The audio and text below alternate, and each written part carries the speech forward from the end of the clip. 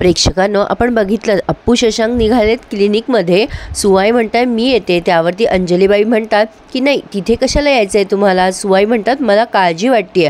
अंजलीबाई खोचकपणे बोलतात डॉक्टरांकडे गर्दी करायची नसते, सर्कस नाही आहे ना तिकडे, आम्ही येतो. अप्पू चल. आता हे उत्तर अजिबात सुवाईंना आवडलेलं नाही आहे. शशांक म्हणतो आई येतो आम्ही. सुवाई म्हणतात हो नाही बाकी गर्दी नकोच आहे डॉक्टरांकडे, मलाही सर्कस बघण्यात इंटरेस्ट नाही आहे. पण आता हे दोघं निघून गेल्यावर विठू बाबाला सुवाई म्हणतात ह्या अंजली वर्तक आपल्यापासून नक्की काहीतरी लपवत आहे. विठू बाबा म्हणतात तुला असं का वाटतंय सुवा. सुवाई म्हणतात शशांक एकीकडे आपल्याला सांगतोय की बरी आहे अप्पू आणि दुसरीकडे या अंजली वर्तक तिला एक्सपर्ट डॉक्टरकडे नेत आहेत, असं का. विठू बाबा म्हणतात अगं आई आहे तिची, तिला काळजी वाटणं स्वाभाविक आहे ना. सुवाई म्हणतात काळजी वाटते की आणखीन काही समजत नाहीये. त्यावर विठू बाबा म्हणतात अगं आणखीन काय असणार आहे. सुवाई म्हणतात मला असं वाटतं की आपल्या अप्पूला दिवस गेलेत. विठू बाबा म्हणतो काय. सुवाई म्हणतात अगं अहो अप्पूमध्ये ना गरोदरपणाची सगळी लक्षणं दिसत आहे. विठू बाबा म्हणतात काय चाललंय तुझं सुवा. अगं सुमीची बातमी आली म्हणून तुझ्या डोक्यात ही चक्र फिरायला लागली आहे. सुवाई म्हणतात तसं असेल तर तिला सारखी सारखी चक्कर काय येते, मळमळ काय येते नाही का, तिचं लक्ष लागत नाहीये, सगळ्यात उदास काय, सगळी लक्षणं तशीच आहे ना. विठू बाबा म्हणतात हो हो अगं असं नाहीये, अगं वैशूच्या मागे धावून धावून दमली ती, पावसामध्ये पण भिजली, वातावरण बघ कसं झालंय, तू उगाच काहीतरीच विचार करतेय. सुवाई म्हणतात ही सगळी कारणं मी माझ्या मनाला पण देतेय पण मला पटत नाहीये. माझ्या मनाच्या कोपऱ्यात सतत काहीतरी वाटतंय की अप्पूला दिवस गेले. विठू बाबा म्हणतात अगं तसं असतं तर सुमी निखिल सारखं त्या दोघांनी आपल्याला आधी येऊन सांगितलं असतं, काहीतरीच भलता विचार करतेस चल बरं. आता इकडे दादा काका त्या स्नेहलताला फोन करतात. डॉक्टर स्नेहलता मी कानेटकर, विनायक कानेटकर बोलतोय. स्नेहलता म्हणतात अरे विनायक बोल ना, कुठेस तू. अरे तू येणार होतास ना क्लिनिकमध्ये भेटायला. त्यावर दादा काका म्हणतात हो मी तेच सांगायला फोन केला, मी येतोय म्हणून, थोड्या वेळात येतोय, तुला डिस्टर्ब तर नाही ना होणार. स्नेहलता म्हणतात ये रे मी वाट बघतीये, माझी एक अपॉइंटमेंट आहे, मग आपण गप्पा मारत बसूया, तुझ्यासाठी एवढा वेळ तर मी काढूच शकते, ये लवकर मी वाट बघतीये. अप्पू आणि शशांक दवाखान्यात पोहोचले, त्यांना थोडा वेळ वाट बघण्यासाठी सांगितलंय. शशांक अप्पूला म्हणतोय अपूर्वा तू पूर्ण विचार केलायस ना, निर्णयावर ठाम आहेस ना, तू जे करतेय ते करायचंच आहे का. अप्पू म्हणते खडूस तू परत परत मला कन्फ्यूज नको करूस हे विचारून. शशांक म्हणतो अगं नंतर ह्या निर्णयाचा पश्चाताप नको व्हायला नंतर, म्हणून मी आधीच सारखं विचारतोय. नाही काय आहे ना अपूर्वा, तुला आधी माहीत नव्हतं ना गं तू प्रेग्नेंट आहेस, पण आता. अप्पू म्हणते अरे मग आता माहीत झालंय ना, माझाच डिसिजन आहे हा. खडूस सगळ्या गोष्टी ठरलेल्याच आहेत ना आपल्या, मग असं सारखा सारखा विचार कशाला करायचा, का वेळ वाया घालवायचा. मला ना हे बघ मला असं वाटतं खडूस की तू स्वतः कन्फ्यूज आहेस आणि मलाही कन्फ्यूज करतोय. मम्मा म्हटली ना वेळ लावला तर कॉम्प्लिकेशन्स वाढतील. शशांक म्हणतो अपूर्वा हे बघ अजूनही तुझ्या तळ्यात मळ्यात असेल तर आपण घरी जाऊन विचार करू, नाही म्हणजे आता थोडासा तुझा निर्णय बदलला असेल तर. अप्पू म्हणते नाही खडूस माझा निर्णय बदलला नाहीये, तुम्हाला सारखं सारखं प्रश्न नको विचारूस, आपण तसंही डॉक्टरांना विचारूनच करणार आहोत ना, त्यांच्याशी बोलून आपण पुढे जाऊयात हो की नाही. खरं तर शशांकची तगमग सुरू आहे की अपूर्वाने तिचा निर्णय बदलावा आणि साहजिक आहे शशांकचं डिसिजन मला योग्यच वाटतंय. तेवढ्यात रिसेप्शनिस्टला कॉल येतो की पुढच्या पेशंटला पाठवा. ती म्हणते अंजली वर्तक. त्यावर अप्पू म्हणते हां मी तिची मुलगी आहे, तुम्हाला आत बोलवलंय. आता अप्पू आणि शशांक आतमध्ये जात आहेत आणि तिथे दादा काका येत आहेत. ते आत गेल्यानंतर दादा काका म्हणतात की मी विनायक कानेटकर, मला बोलवलं होतं मॅडमनी, तेव्हा दादांना थोडा वेळ वाट बघण्यासाठी तिथेच बसण्यासाठी सांगितलंय. दादा काका तिथेच थोड्या वेळ बसलेत आता बाहेर. इकडे आता निखिल आणि सुमी म्हणतात माई तू कशाला बोलवलंस आम्हाला. माई म्हणतात अगं जेवणासाठी बोलवतीये ना, गरम गरम चिंच गुळाची आमटी केली आहे ती जेवून घे अगं सुमी आधी. निखिल म्हणतो मला खरंच भूक लागली आहे बसूयात. माई म्हणतात हो तुमच्या दोघांची ताटं वाढते तुम्ही बसा.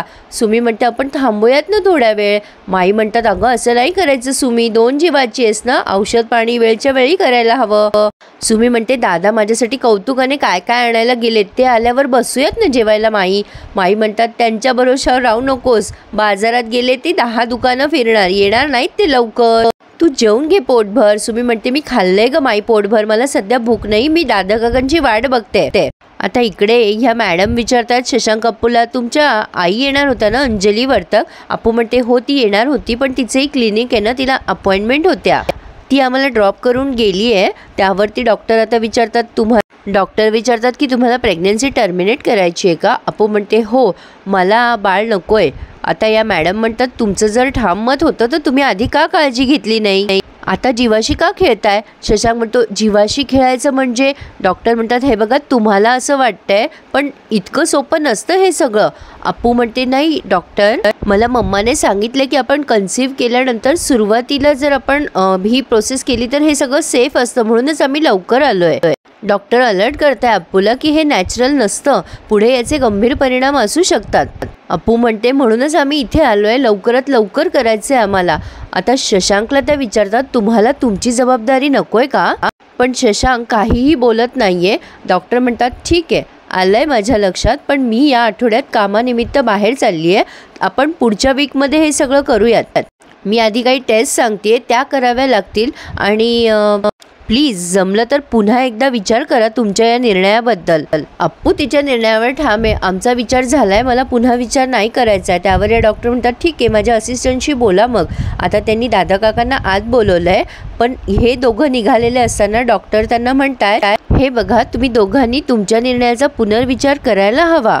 अप्पू म्हणते त्याची काही गरज नाहीये, आमचा विचार झालाय. शशांक तिच्याकडे खूप अपेक्षेने बघतोय, पण नाही अप्पू मॅडम त्यांच्या निर्णयावर ठाम आहे.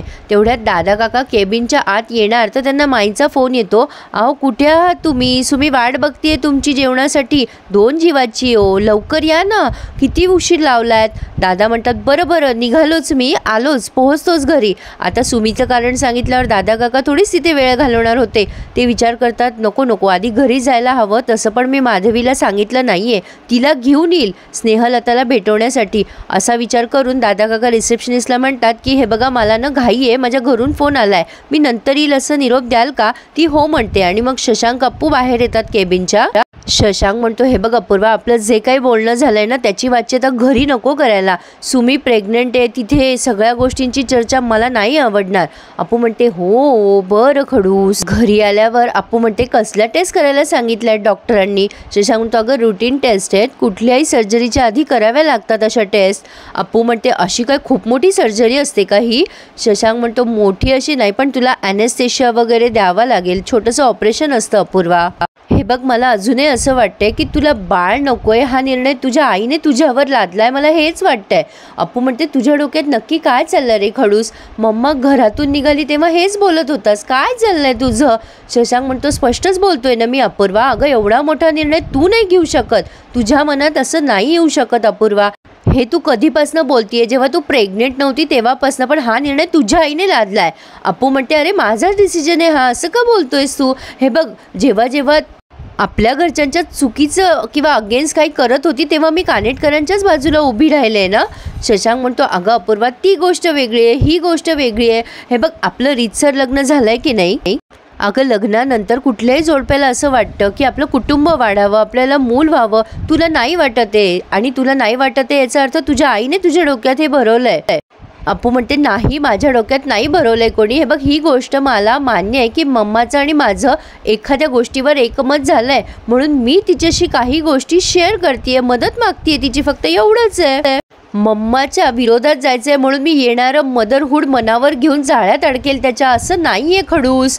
शशांक म्हणतो अगं अपूर्वा तुला जाळ्यात अडकायचंय असं का वाटतंय तुला? अगं प्रेग्नेन्सी ही अडचण आहे, तुला का वाटतंय अपूर्वा असं? अगं असं जर प्रत्येक बाईला वाटत असं तर कुठल्याच बाईने आई व्हायचा विचारच नसता केला अपूर्वा. अगं तुला कळतंय का मी काय बोलतोय? अप्पू म्हणते हे बघ बाकीच्यांचं मला माहिती नाहीये खडूस, पण मी आत्ता तरी या सगळ्यासाठी मेंटली प्रिपेअर्ड नाहीये. घरातल्या बाळाची काळजी घेणं आणि स्वतःच्या बाळाची काळजी घेणं, शी शूट डायपर मी नाही करू शकत रे खडूस. शशांक म्हणतो बरं ठीक आहे नकोय आपल्याला बाळ, हा निर्णय तुझा असेल ना, तुझा म्हणतोय मी, तर मी तुला फोर्स करणार नाही अपूर्वा. ठीक आहे टेस्ट करून घेऊ आपण, मी रेडी आहे असं तो वैतागून म्हणतोय आणि तिथून निघून गेलाय. आता टेबलावर सगळे जेवायला बसलेले असतात. सुमीचे खूप लाड सुरू आहेत. दादा म्हणतात सुमे दही खात जा, प्रोटीन असतं त्यामध्ये. सुमी म्हणते मला ना असं चमचमीत खावंसं वाटतंय. पन्ना काकू म्हणतात अगं ती तिखट भाजी खाऊ नकोस, खूप तिखट झाली आहे, हा साजूक तुपातला शिरा खा. कुकी वास घेऊन समाधान मांडतोय. सुवाई म्हणतात अगं नको खाऊ तिखट भाजी सुमी, जळजळत राहील दिवसभर. विठू बाबा म्हणतो अरे तिला हवं ते खाऊ द्या, कशाला तिच्यावर बंधनं घालताय? दादा काका म्हणतात बायकांना जास्ती कळतं रे. हे बघ सुमे तुला आणि तुझ्या बाळासाठी जे छान आहे ना ते सगळं खा. प्राची म्हणते वा वा सुमे गोडाचा शिरा, लाड करून घे सगळे. सुमी म्हणते तुझं काय जातंय बोलायला, या 4-4 बायका दिवसातनं 4 वेळा खायला घालतात मला, जाड झाले मी तर. बारीक होताना किती त्रास होतो पुन्हा, बाप रे, विचार करून टेन्शन आलंय मला. अप्पू मॅडम या सगळ्या गोष्टी ऑब्झर्व करतायत आणि स्वतः तिथे आहे असं इमॅजिन करतायत प्रेक्षकांनो. माई म्हणतात सुमी या गोष्टींचा विचार आता नाही करायचा, फक्त बाळाचा विचार करायचा. सुवाई म्हणतात बारीक व्हायला तुझं सगळं आयुष्य पडलंय, पण आता बाळाला पोषण हवं आणि त्याची वाढ चांगली झाली पाहिजे. अप्पू विचारते प्रेग्नन्सीमध्ये जरा खूपच वाढतं का वजन? पन्ना काकू म्हणते अगं प्रेग्नन्सीमध्ये एक जीव पोटात वाढत असतो, मग वजन वाढणारच. शशांक म्हणतो तिचं वजन वाढते, तुला काय त्रास होतोय? अप्पू म्हणते नाही असं काही नाही, मी सहज विचारलं. कुकी चिडवायला लागतो, आता तिला सुमीच्या ऐवजी आपण सुमो म्हणायला लागू. सगळेच जण हसायला लागतात. सुमी म्हणते मी जेव्हा झाड होईल ना कुकी तेव्हा तुला सोबत घेऊन जाईल व्यायाम करायला. कुकी म्हणतो सुमी माझं टेन्शन घेऊ नकोस, हे बघ जिसका होताय पेट वो होताय सेफ. माझं वजन मी आरामात कमी करेल, तुझं वजन वाढू दे, तुला बाळाची काळजी करायची आहे, धावपळ करायची आहे. त्यावर निखिल म्हणतो ते तर सगळं होईलच, पण सुमी जरी सुमो झाली ना तरी माझं तिच्यावरचं प्रेम नाही कमी होणार, कारण जगातलं सगळ्यात अनमोल गिफ्ट ती मला देतीये, ती मला बाप बनवतीये. हा जगातला सगळ्यात अनमोल आनंद आहे. हे सांगताना निखिल खूप भावूक झालाय आणि सगळे कानेटकर सुद्धा. पण शशांकच्या मनात काय घालमेल सुरू असेल प्रेक्षकांनो हे सगळं ऐकून तुम्ही इमॅजिन करूच शकता. शशांक अप्पूकडे बघतोय आणि मनात विचार करतोय अपूर्वा तुला हे सगळं बघून नाही वाटत आहे का आपल्याला पण मूल हवंय, देवाने न मागता हे दान आपल्या पदरात दिलंय. खरं तर अपूर्वाच्या आईच्याच मनात आहे की आम्हाला मूल होऊ नये आणि त्यांनीच हिच्या मनामध्ये भरवलंय सगळं. नाही आम्ही आमच्या निर्णयाचा फेरविचार करायलाच हवा. मला पुन्हा एकदा शेवटचा प्रयत्न करून अपूर्वाशी या बाबतीत बोलायलाच हवं.